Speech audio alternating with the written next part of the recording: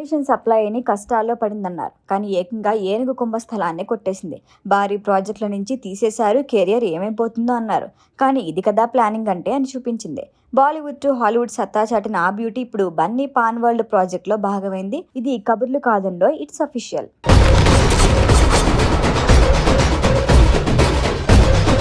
Icon star Allu Arjun హీరోగా అట్లీ దర్శకత్వంలో ఒక మూవీ అనౌన్స్ చేశారు. అల్లు అర్జున్ 22 A6 వర్కింగ్ టైటిల్గా వస్తున్న సినిమాలకు ఐకాన్ అనే టైటిల్ పరిశీలనలో ఉంది.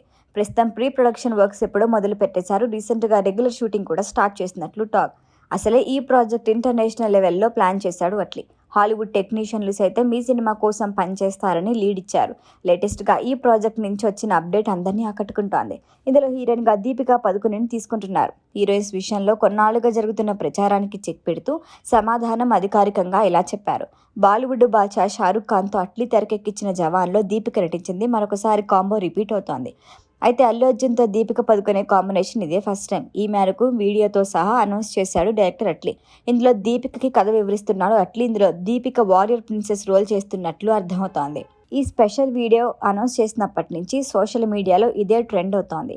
ఇదో సూపర్ హీరో మూవీ అని, ఇందులో సూపర్ విమెన్ గా దీపిక అదరగొట్టేసిందని అర్థమవుతోంది. పైగా ఇప్పుడు దీపికపై నెగిటివ్ ట్రోలింగ్ నడుస్తోంది. సందీప్ రెడ్డి ప్రాజెక్ట్ నుంచి తప్పుకున్నప్పటి నుంచి దీపికను టార్గెట్ చేశారు. కండిషన్స్ ఏంటి బాబోయ్, ప్రస్తుతం భరించడం ఎవరి వల్ల కాదన్నారు. భారీ ప్రాజెక్టుల నుంచి తప్పుకొని కెరియర్ లాస్ చేసుకుంటోందన్నారు.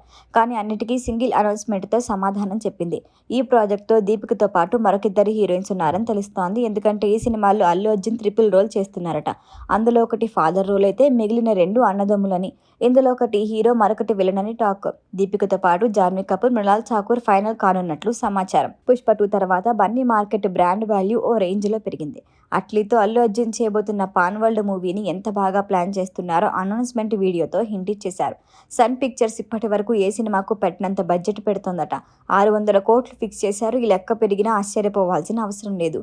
థీమ్ ప్లానింగ్ అలా ఉంది. మరి ఇండియాలోని భారీ బడ్జెట్ సినిమాల్లో ఇదొకటి అవుతుందని విజువల్ ఎఫెక్ట్స్ కోసం అమెరికా వెళ్లి పాపులర్ కంపెనీలతో బన్నీ అట్లీ మాట్లాడారు. కేవలం రాజమౌళి హీరోలే పాన్ ఇండియా హీరోలు అవుతారనే డిస్కషన్కి చెక్ పెడుతూ అంతకు మించి అనిపించారు బన్నీ సుకుమార్.